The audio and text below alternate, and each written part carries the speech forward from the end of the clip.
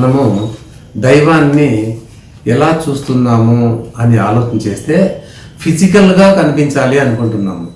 ఫిజికల్గా కనిపించినప్పుడు అతను క్షీణించి ఇంత విశ్వంలో ఉన్నవాడు ఇంత అయిపోతాడు.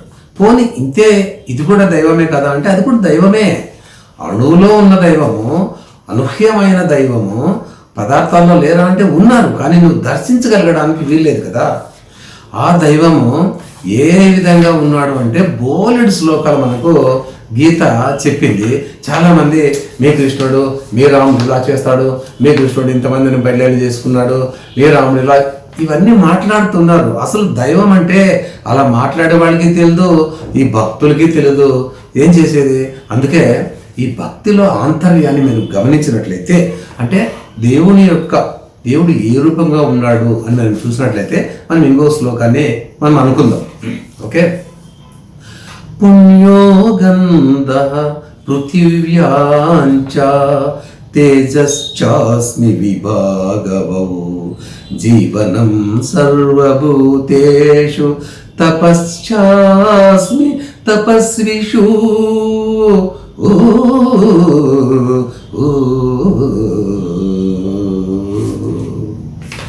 భూమి యందు సుగంధము,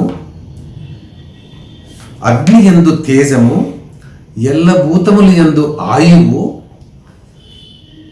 తపస్విల యందు తపస్సు నన్నుగా ఎరుగుము. అంటే ఇప్పుడు నువ్వు దేవుణ్ణి ఎలా చూడాలి? భూమిని చూసి దేవుడు అంటున్నావా? నిజమే, భూమి దేవుడే. భూమి యందు సుగంధము, అగ్ని యందు తేజము. తేజం కనిపిస్తుందా? సుగంధం కనిపిస్తుందా? ఎల్ల భూతముల యందు ఆయువు, అంటే నాలో దైవం ఉంది, ఆయువు ఉంది.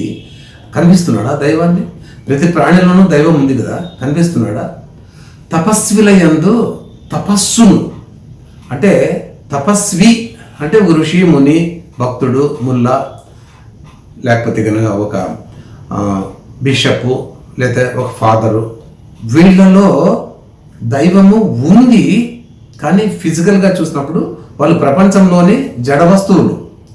కానీ తపస్విల యందు తపస్సు అంటే ఆ మునిలో కాదయ్యా బాబు, ఆ మునిలో ఉన్నటువంటి తపశ్శక్తిగా నేనున్నాను అంటే ఇక్కడ దేవుడు ఎన్ని విధాలుగా ఉన్నట్లు కనిపిస్తున్నాడు అండి. కానీ ఆ దైవాన్ని మనము నిజంగా పొందుతున్నామా? లేదే. ఏం చేయాలి? ఎలా పొందాలి? ఆ పొందడానికి మీరు ఏం చేయాలి? జ్ఞానం కలిగి ఉండాలి. అందుకే జ్ఞానము కలగడానికి ఏం చేయాలి అంటే అది మనము పుస్తకాలు చదివితేనో లేదా ఒక 100-1000 పద్యాలు రాస్తేనో ఏమేమో ఇవన్నీ చేసి ఇవన్నీ కాదండి. నీవు జ్ఞానము అంటేనే జ్ఞానం 2 రకాలండి. జ్ఞానం ఎప్పుడు ఒక రకమే మనం ఆలోచన చేస్తున్నాం. నేను మెడికల్ చదివాను, నేను డాక్టర్ జ్ఞానం నాకు ఉంది. చార్టర్డ్ అకౌంటెన్సీ చేశాను, దాంట్లో అకౌంట్స్ గురించి నాకు తెలుసు. అకౌంట్ గురించి నేను మళ్ళీ చెప్తాను దేవుడు ఎలా చెప్పాడు.